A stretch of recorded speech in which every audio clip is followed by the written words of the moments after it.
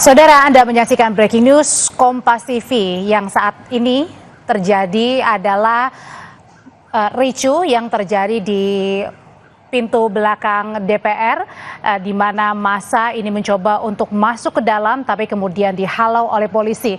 Situasi ini saudara sudah terjadi beberapa jam terakhir, tetapi kalau kita lihat sebenarnya ada juga visual di depan gedung DPR MPR Senayan Jakarta yang ini saudara, visualnya bagaimana semakin sore ini semakin banyak massa yang berdatangan, dan kalau tadi sekitar beberapa jam yang lalu ini masih bisa dilalui untuk jalur tolnya di kedua arah, baik yang dari arah Gatot Subroto menuju ke Selipi maupun arah sebaliknya. Kini di pukul 5:30 sore massa tidak hanya ada yang mencoba masuk untuk ke dalam gedung DPR karena tadi pada saat siang hari sudah berhasil menjebol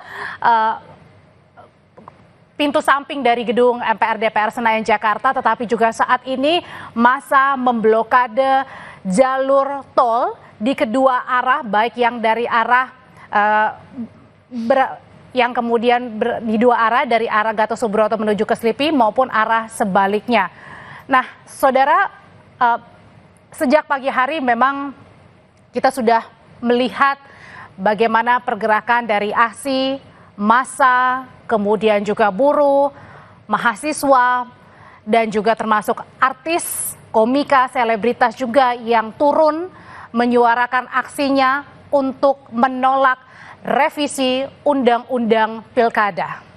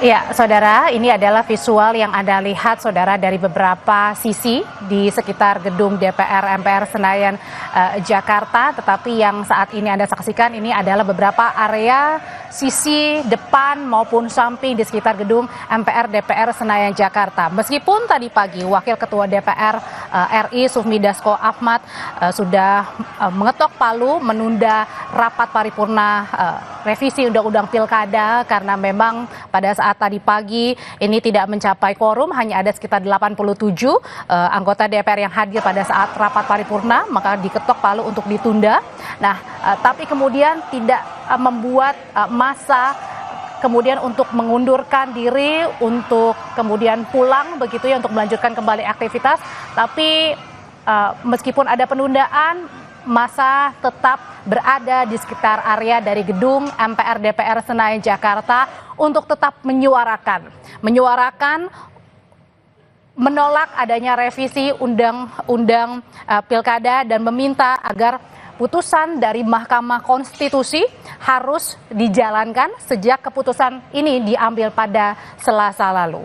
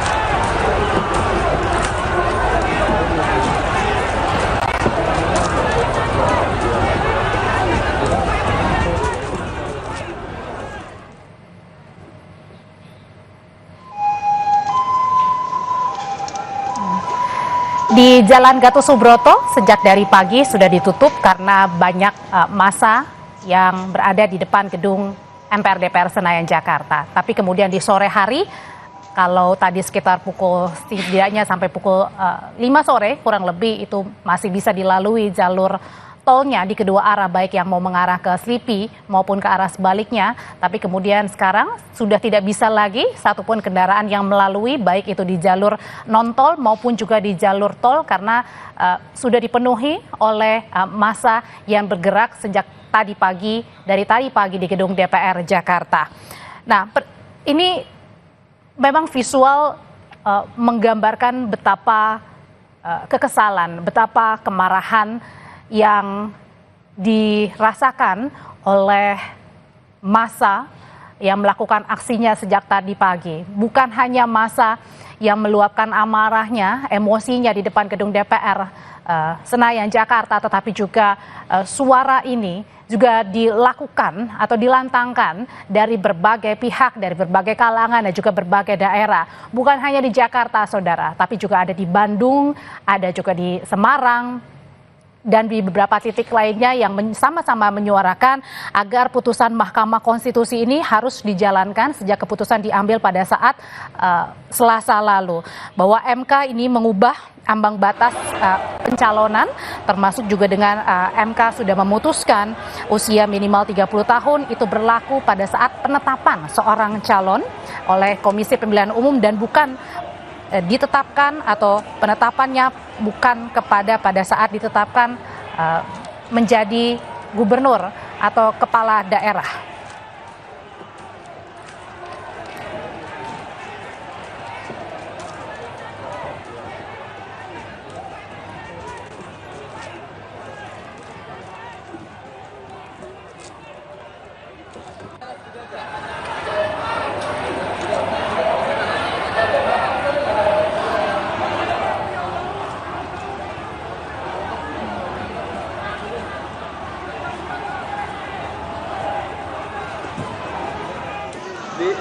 Pilih-pilih.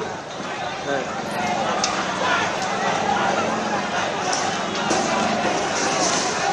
Oke, siap.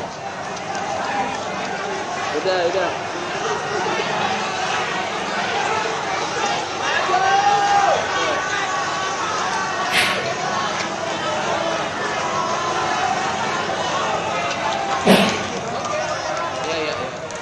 Mau digerakin apa dikit? Di mobilnya maju.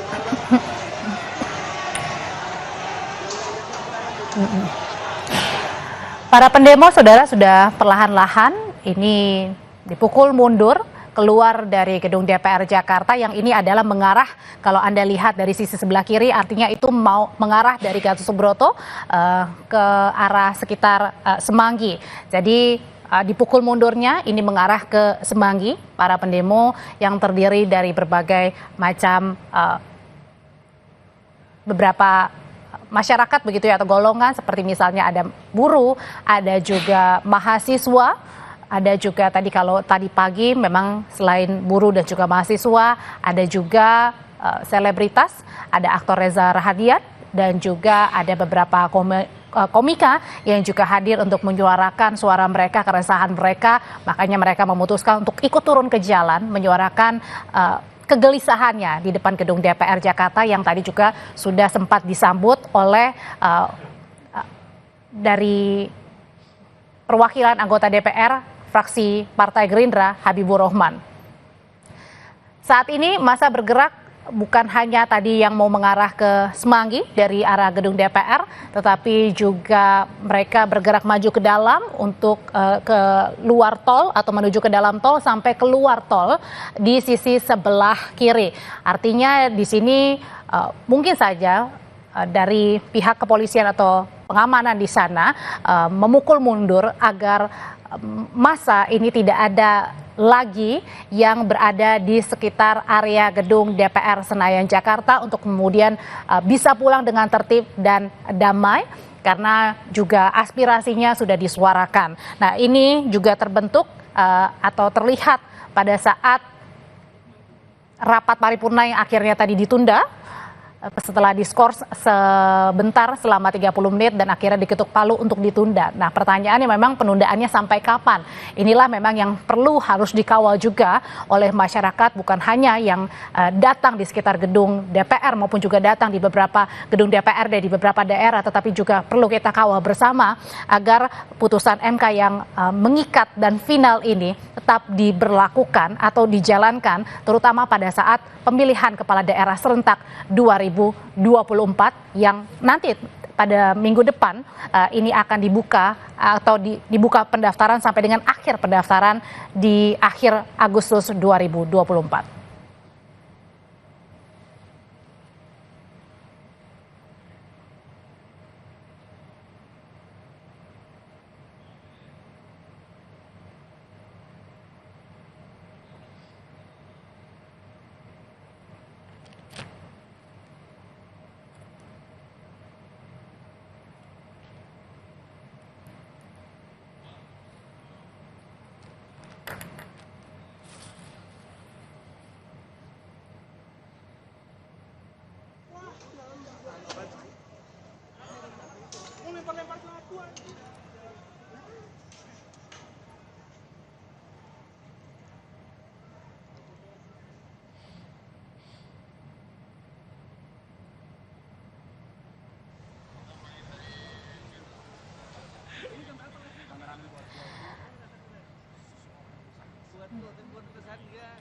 Saudara, masa aksi yang menolak revisi Undang-Undang Pilkada menerobos masuk ke gedung DPR dengan cara menjebol pagar gedung DPR dari sisi sebelah kiri.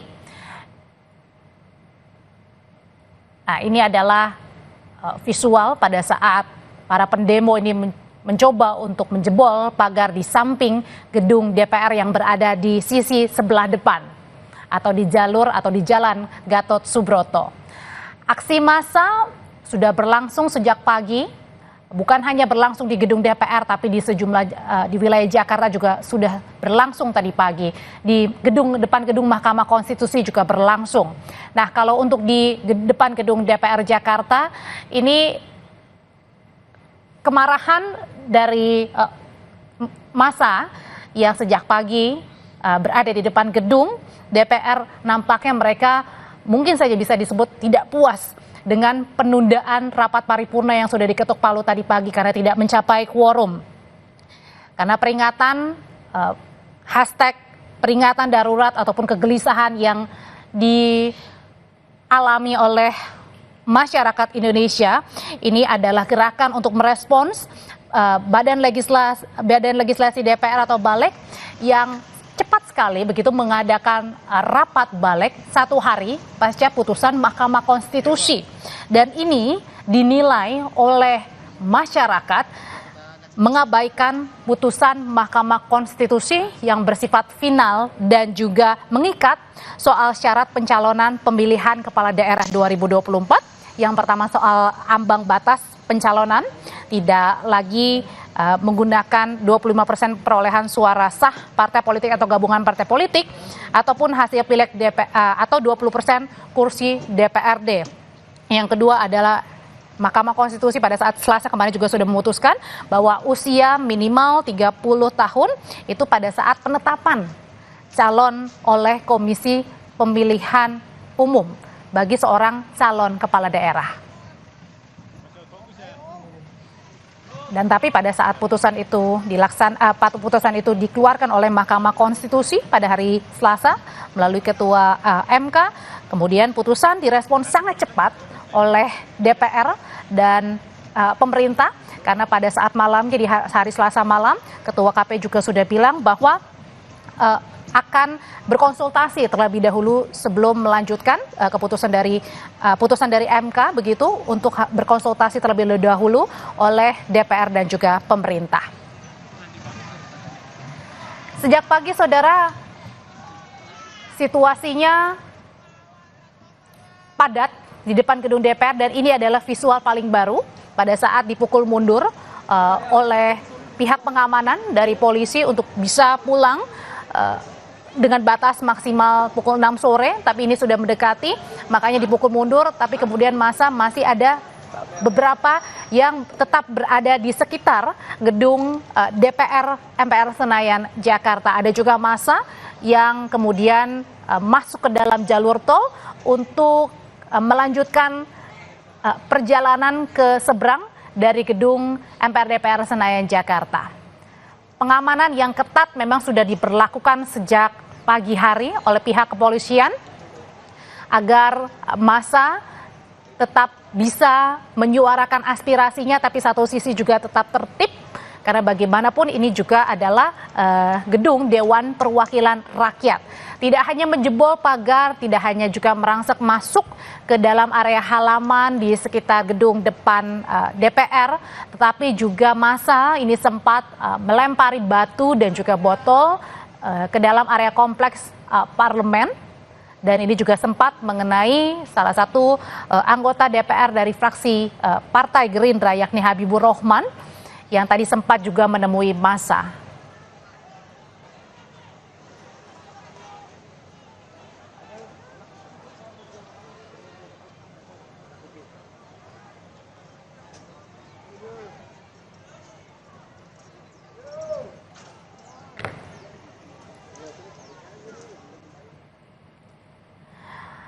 Saat ini saudara sudah bergabung bersama saya, Guru Besar Universitas Indonesia, Prof. Sulistiawati. Selamat sore, Prof.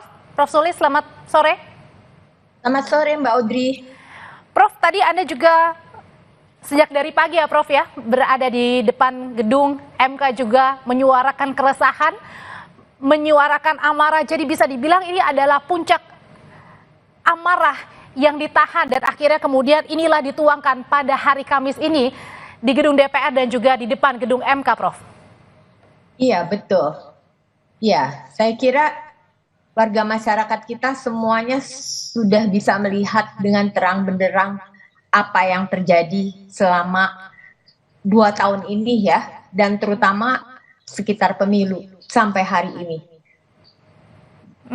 Dan ini juga turun ke jalannya, Prof, sebenarnya bukan pertama kali ya, Prof, ya. Pada saat beberapa bulan lalu, pada saat jelang pemilu juga Prof turun begitu. Nah, kali ini, Prof, pada saat di hari Selasa, MK ini memutuskan mengenai ambang batas dan juga batas usia minimal 30 tahun ini, lalu kemudian secara cepat sekali, tidak sampai 1 hari begitu ya, Prof, ya, DPR langsung melakukan rapat balik dan hari ini rapat paripurna.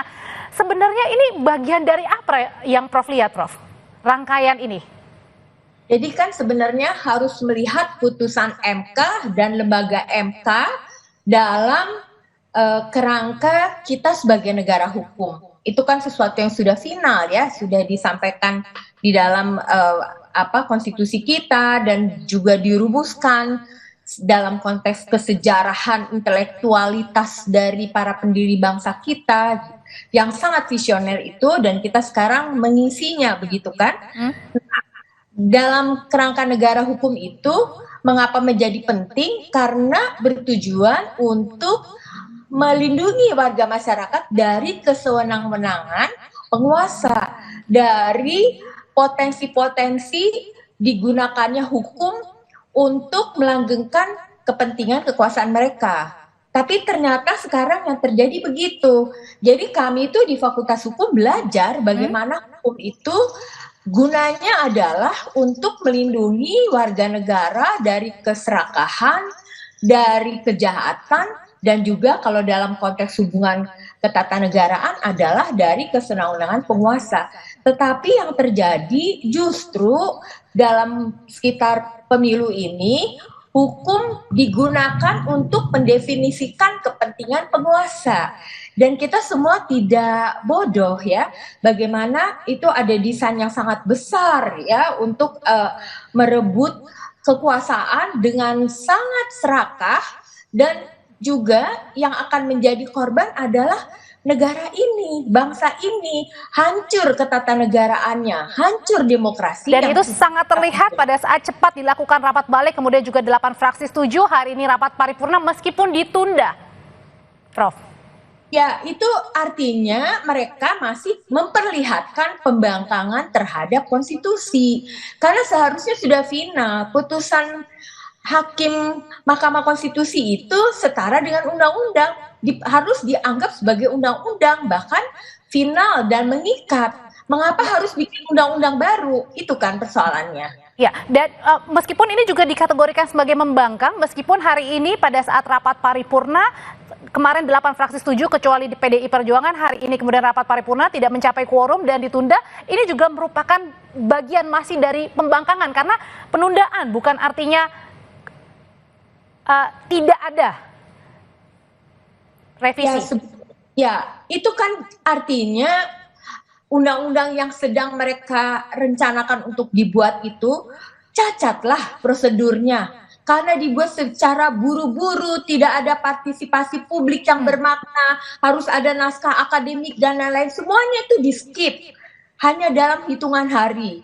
Lalu materinya sendiri juga cacat kan, karena mana ada sih logikanya orang dijadikan pejabat dalam batas usia pelantikannya gitu, bukan dalam batas usia ketika dia mencalonkan dirinya sendiri. Kan itu enggak logis. Jadi itu cara berpikir ilmiah itu saja sudah harus dipertanyakan gitu. Meskipun juga pada saat kemarin di rapat balik itu disebutkan sebenarnya ini bukan sesuatu yang terburu-buru karena sudah di tahun lalu ini rencana revisinya. Tapi tetap bersama kami Prof, jangan dijawab dulu, kita akan mendengarkan kumandang azan maghrib bagi daerah Jakarta sekitarnya.